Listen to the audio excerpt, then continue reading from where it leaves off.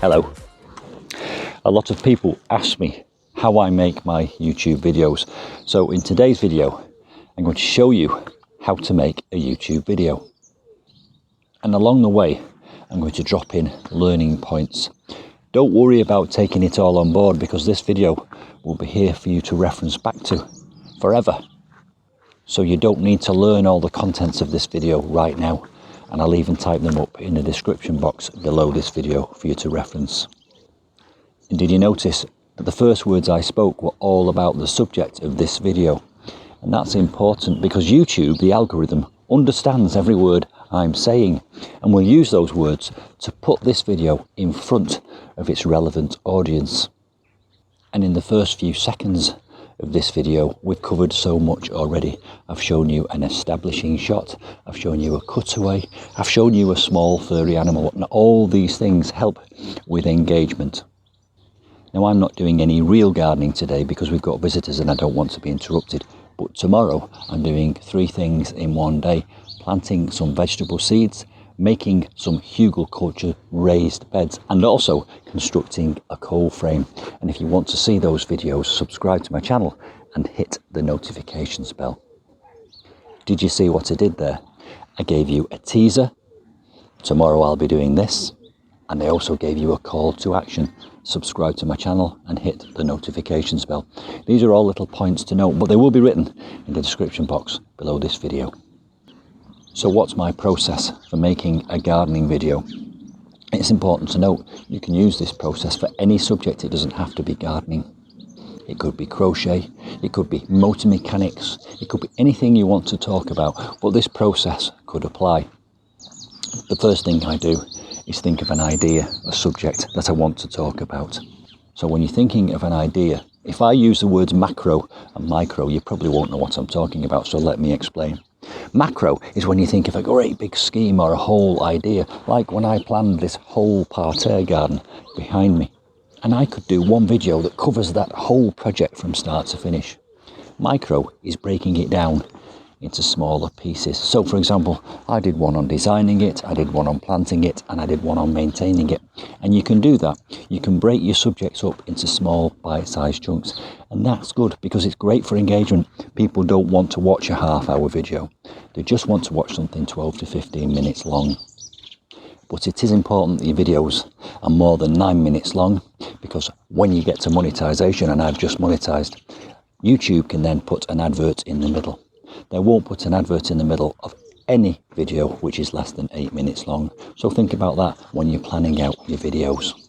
The other benefit of breaking it down into micros, your ideas, is because you can be more specific about the subject matter. And that helps the YouTube algorithm understand what your video is about, and therefore helps it put it in front of the relevant audience. Macro and micro. Simba's just growling at a dog that's just walked past. A macro and micro are my terms, really. They're not well-known terms, but it's just some terms which I've given to explaining what I mean by making a big subject or making a small subject. When I've thought of my idea, I then go away and do some research. And I also do some fact-checking, because I want everything I say to be accurate. I don't want to be giving people bum information. It might be my opinion that this is the right way to do something. But if it's about the survival of a plant, I think it's important that it's correct. So I do my research. Whilst I'm doing my research, I'm also thinking of a very loose arc for the whole video, the whole piece. And it has to be loose because I want it to be flexible. When you get outside in the garden or whatever you're doing in your video, you'll find that it does change, it evolves, it morphs. So I do a loose arc, a start, a middle and an end. But I am aware that that will probably change. I might even change the whole thing. I might leave the house with one idea and end up with a completely different video. And you've got to have that flexible mindset. I don't write a script. I sit down in front of the camera and I just say what comes to mind. And oftentimes you'll find yourself saying the same things 5 or 10. And oftentimes you'll find yourself saying the same thing 5 or 10 different ways until you find the right. And oftentimes I'll find myself saying the same thing 5 or 10 different ways before I find the way that sounds right to me. And at first I was very conscious about talking to the camera because it is a bit awkward and it's a little bit embarrassing, but you've got to go through that. And trust me, everyone that's ever made a video or spoken to a camera has had to go through that feeling. You soon get over it and you soon get better at it. And the one key thing I would say is it's important to talk to the camera as if you're talking to one person. So what I often do is I imagine my best friend or my partner is just stood behind the camera and I'm talking to them just like I'm talking to you right now. If you really are too embarrassed to talk or be on camera, you can do a video just using video, and you can do a voiceover, or you can just do bullet points. It's up to you. But face and voice for me is key to engagement, because one of the other things you want to do is you want to make people watch from the start to the end of your video. And you'll be lucky if you do get that. You'll be lucky if you achieve that, but you might get them 60 or 70% the way through. The next thing I do is film lots of cutaways. A cutaway is something you see when you're watching telly. It's another shot that they just drop in while the person keeps talking. It might be a close-up of the dog's face. Monty Don does it a lot. You often see Monty Don's dog in the background. Or it might be a different angle of the same subject. Or it might just be a bird in a tree, but that's a cutaway. If you watch telly, you'll notice there's probably a cutaway every 4 or 5 seconds, and it just keeps the mind engaged. If it was just me rambling on to the camera, as many people do, the chances are that people would just think, I'm bored with this person's face now, and click and go to the next video. Just give a few cutaways along the way and you'll keep people engaged. So film your masterpiece, film your cutaways, and don't panic if you think you've missed something, because you can always come back outside later and do a pickup. I often do that. They call it a pickup. I get to the end of the edit and I think, oh, I wish I'd done a shot of that there. I wish I'd done a shot of that there. Well, the good news is those things are still out here in the garden, and I can creep outside, try and get the same lighting and the same sound, the same weather, and just do a quick cutaway of that particular thing. Then I can drop it in to the software and edit it in to the video. Talking of software, I use a program called OpenShot, and I like OpenShot because I'm familiar with it, but I'm aware that there's lots of other free softwares out there. OpenShot is free. What I like about OpenShot is you can layer up the videos. You can put your master tape at the bottom, and then you can build in cutaways. Same as just seeing a dog walking up the lane.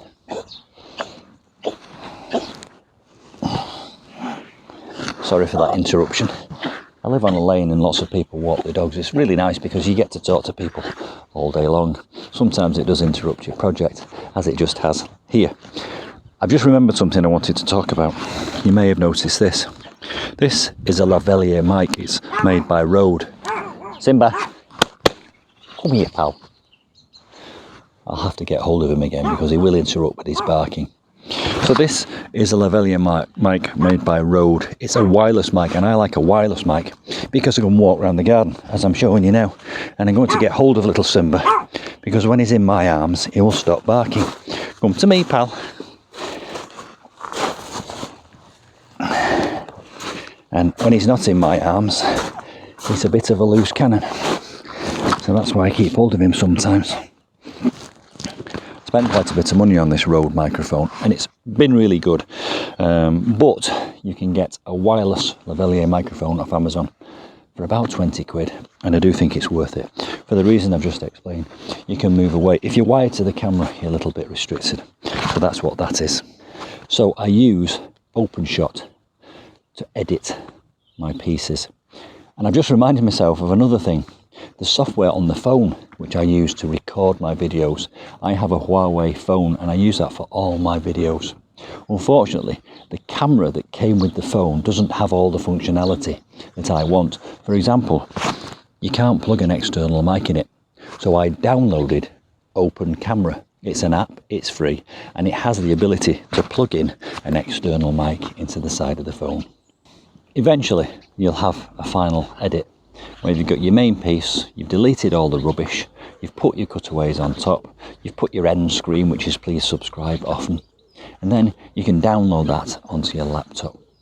I get my films from my phone to the laptop just by using the USB cable that I charged the phone with, and happily Huawei have a free piece of software, but you can do that on any phone. You just plug it in and click it and drag it from one file on your phone to a file on your desktop. It's really straightforward.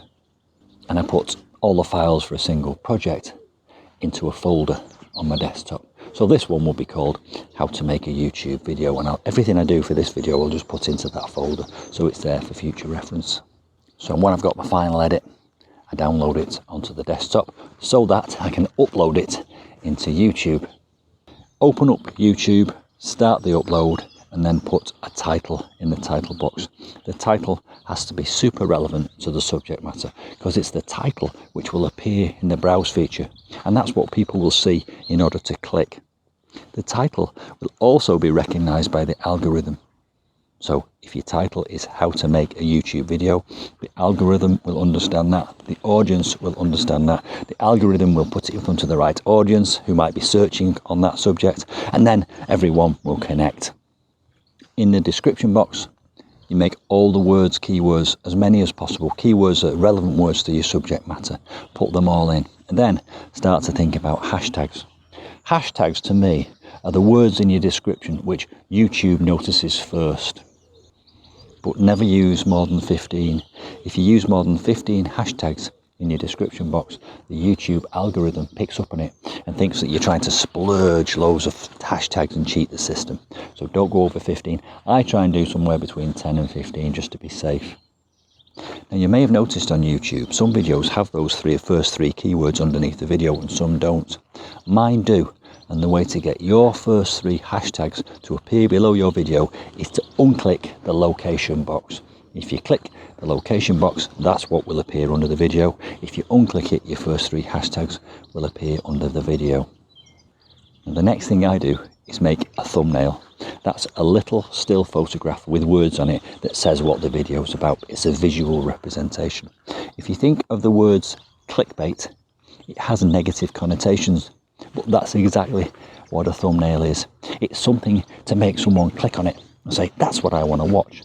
So your thumbnail has to be attractive, and the words that you put on it have to be very, very relevant. Some people put a really shocking image on a thumbnail, and that really is clickbait. For me, for example, if I want to talk about Trachycarpus, I'll put a picture of me sat next to the Trachycarpus, talking, pointing to them. They do say that a face and a point on a thumbnail will help with engagement. And I use another free piece of software which is on the internet called Canva. So just Google canva.com and you can upload the still, you can put text above it, and you can just save that as a file, and that will become a lovely thumbnail for your video. And you can play around with thumbnails. On YouTube you can change your thumbnail at any time. Different thumbnails will have different impacts. Some thumbnails will get no reaction, but then you can change it and the next day your video views are going through the roof.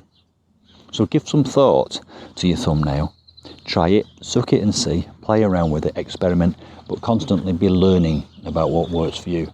Now I've got a theme, almost a brand. I always use the same colour, that sort of olive green for my lettering. I always put my face, I try and point, and I always put the subject matter in the video. The thumbnail, the title and the hashtags are important because those are the things that will make people click. And it's your click-through rate that YouTube is watching. They're watching that because they want viewer satisfaction. And if everyone's clicking on your video, YouTube thinks, this must be a good one, we'll recommend it. And that's what you want. It's like a self-fulfilling prophecy. And before you know it, your video might just go viral. While we're on the subject of viral videos, let's talk about monetization. Now, you have to have 1,000 subscribers and 4,000 viewing hours, and it seems like a massive mountain to climb. But I know someone who was actually doing really steadily, and then suddenly they posted one video, and within 3 weeks they've got 7,000 subscribers and something like 40,000 viewing hours. So don't give up, just persist and keep going at it. And also, love the process, enjoy it, enjoy what you're doing. I did this during lockdown and it really did help me, my mental health, to have something to do whilst I couldn't leave the house. It's a journey, not a destination. Enjoy the whole thing and then give yourself a pat on the back when one of your videos does really well. When you've uploaded your video to YouTube, YouTube gives you several other bits of functionality. You can put cards all the way through your video, and that just ties all your channel together. And it also gives people options on what they want to see next, keeps them engaged to your channel. So for example, I do a video on the boxwood parterre and I want to talk about taking cuttings, I can put a little card at the top. They appear up here somewhere. I'll put one there just to show you. And then people can click on that and go to that video about taking boxwood cuttings. And it just ties it all together. At the end of each video, you can put end cards. So when someone gets to the end of your video and they've seen the whole journey of that particular piece, I can put 3 options of my next video. And you will see that at the end of this one. It's very easy to do that. But again, it will be the thumbnails at the end of the video which help people to select which one. So think about your thumbnails. Now you've already put keywords and hashtags in your description, and that's great. But further down, you can also put more keywords and hashtags in a keywords and hashtags box. And you must do that. They do say that keywords and hashtag only really account for 2% of the attraction of your video. Not sure if I believe that. I think the YouTube algorithm knows everything. And if you put them in there, it's going to see them. So I would highly recommend you do that. And your keywords in that keyword box can be something like, it doesn't have to be one word, it can be how to make a YouTube video. YouTube will understand that. And anyone that searches, how do I make a YouTube video? This might just get put in front of them. And that's how it all works. And it works like that because, as I've already said, YouTube wants viewer satisfaction. It's all about the viewer experience. The better the viewer experience, that's you watching this, the more they can advertise next to videos. And that's that self-fulfilling cycle once again. Put in your recording date, take out the location so that your first 3 hashtags appear. Give it a final once over so that you know that you're happy. And then publish it. Get it out there into the universe so that everyone can enjoy your content. Now, don't go away because there's something else that's very important that you need to do. Your channel. Have a look at your channel branding. You can put a brand, you can put a thing at the top of your banner. It's called a banner across the top of your channel. And you see one on mine. You can also have a little thumbnail piece that identifies you, and you can use that as your subscribe button. But also on your channel, in the about section, you can write a description, including keywords of what your channel is about. If you leave that blank, how is YouTube going to know what your channel is about? Fill it in. It only takes a few seconds, and those keywords might be that little extra percentage, a little bit of extra competitive advantage that puts your videos and your channel in front of someone who can make a huge difference. For example, if Monty Don was to share one of my videos, it would go viral overnight. I think the chance will be a fine thing, but I just say that to illustrate the point. The more you can do in tiny incremental steps to give your channel a little tiny competitive advantage will help your videos. I hope you've enjoyed this video, and I hope it's been useful and informative.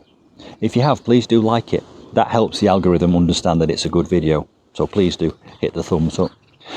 Share it if you possibly can. And also, if you've got any questions whatsoever on this subject or any garden related subject, pop them in the comments box below. I'll try and answer every comment, and I will get back to you, and I'd love to hear from you. And don't forget, tomorrow I'll be doing my 3 videos on planting vegetables, hugelkultur, raised beds, and making a cold frame. So get involved, subscribe and hit the notifications bell, and I'll see you soon.